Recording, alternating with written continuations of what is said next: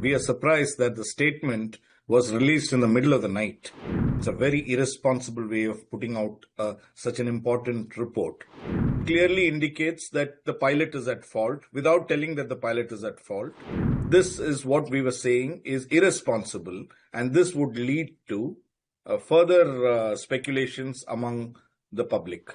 As the preliminary report of AI 171 is out, India has also given a statement on that. What is that statement, first of all, and what is your initial understanding of the report that you can share with us? Yeah, good evening. Firstly, we are surprised that the statement was released in the middle of the night at around 1:30, and it carries nobody's signature. Nobody is responsible for that, and it's a very irresponsible way of putting out such an important report.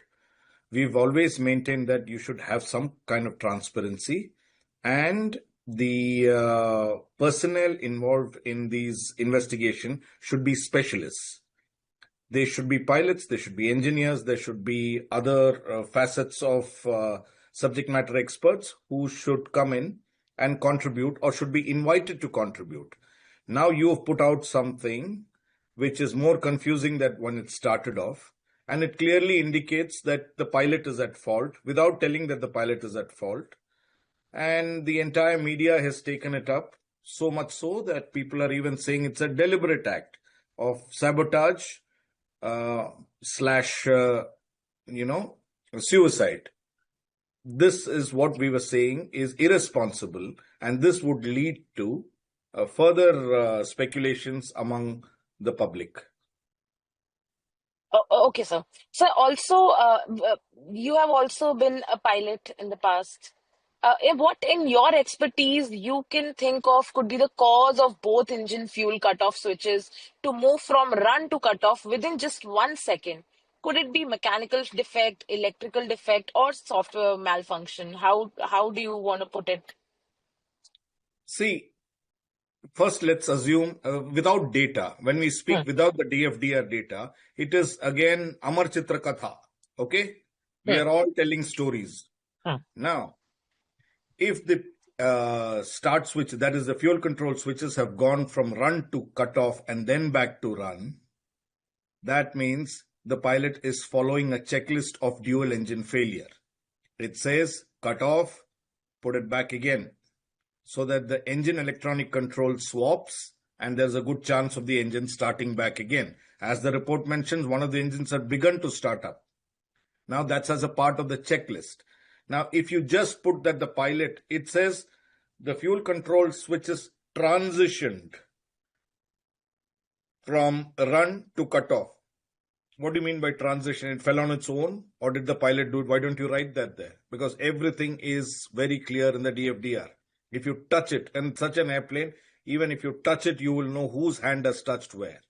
So instead of putting that, you have put an ambiguous statement which says that it went off in one. There are several scenarios in which it could happen.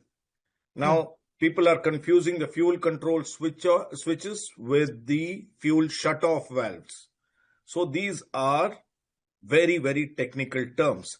You cannot have somebody who is just walking down the lane, coming on media and talking. That is what happens with the Indian media, and that's what we are objecting to. A lot of experts who know nothing are coming and saying everything on the channel from bird hit. It started off with bird hit. Where are the bird now?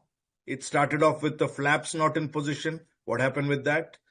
It started off with pilot taking the flap up instead of gear up. So where are all those people now? Now they have come back with a different story. That now could be the pilot has cut off the fuel control switches. So we need to step back and tell, first make this. This is the problem if you have secrecy around it. What is so secretive for the Aircraft Investigation Board head to have CISF security? So if he's so scared, let him go home and sit. And he is not from flying background. He's from the engineering background. So, and he's from the Air Force. What does he know about civilian aircraft? So this is what we are in. We want a judicial inquiry. Now we are convinced we want a judicial inquiry into this whole matter so that we can also keep our points across. Yes, the center has also given a statement on the crash report, and they're saying that don't jump to conclusions based on pilot's conversation. How do you see the remark? Is that a very scientific remark? We were telling you right from the beginning, without the complete data, you cannot speak. Which pilot spoke to whom? Do you even know that? Everybody is assuming that Sumit spoke to Clive or Clive spoke to Sumit without knowing the entire scenario in which they were speaking and what they were speaking. Ministers will give statements. They are very good. First also they said some sabotage is being looked into.